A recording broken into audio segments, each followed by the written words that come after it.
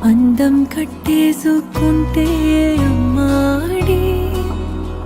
ఇంకా కల్లోనే ఉన్నా అమ్మాడి ఈ మాటే అంటూ